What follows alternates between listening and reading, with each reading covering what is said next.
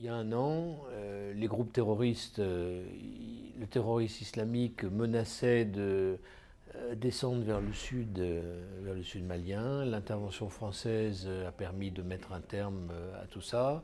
L'intervention internationale a permis petit à petit le retour à l'ordre constitutionnel dans les territoires du nord du Mali. Il y a eu un accord, l'accord de Ouagadougou, entre les différents groupes qui a permis d'engager un dialogue. Il y a eu les élections présidentielles puis législatives. Il y a eu la mise en place d'un nouveau gouvernement, le retour à la légalité, le retour à l'ordre constitutionnel. Et tout ça, c'est un parcours formidable.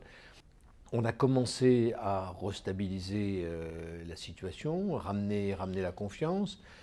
Il y a encore des situations humanitaires extrêmement fragiles, dans le nord du Mali en particulier. Il y a eu une aide internationale tout à fait considérable. Mais évidemment, un pays de 15 millions d'habitants, ça ne se remet pas sur des bonnes rails du jour au lendemain.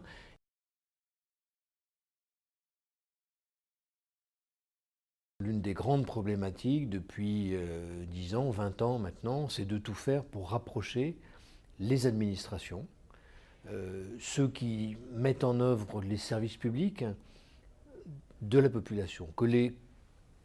Aujourd'hui, il y a une sorte d'extériorité totale finalement entre l'État, les structures publiques et les populations. C'est un peu moins vrai dans la capitale et dans les grandes villes que dans le reste du territoire. Il faut que les populations se rendent compte qu'il y a des services publics, qu'il y a des administrations qui sont là pour elles, qui sont là pour les aider. Et donc que l'on casse ce rapport qui est d'indifférence et aussi le sentiment qu'on ne fait rien pour eux, qui est évidemment à la cause de beaucoup des malaises, de beaucoup des dégâts actuels.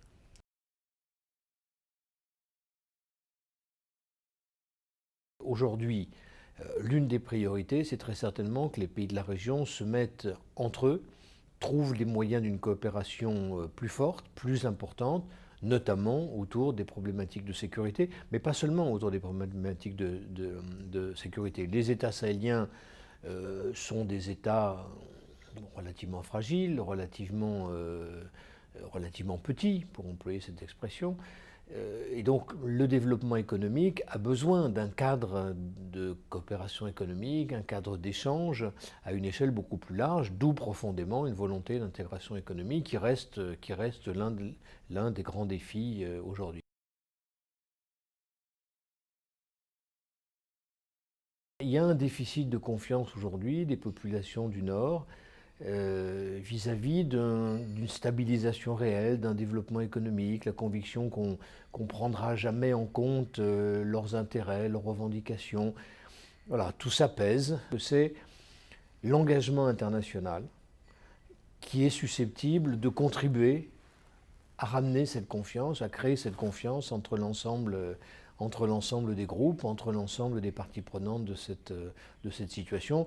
Évidemment, la clé, la responsabilité centrale, c'est le gouvernement malien, c'est les autorités légitimes du Mali, les autorités politiques, l'Assemblée, le président, le gouvernement.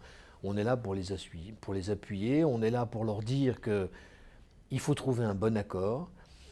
Et ce bon accord, nous sommes là, nous l'accompagnerons, on accompagnera la mise en œuvre.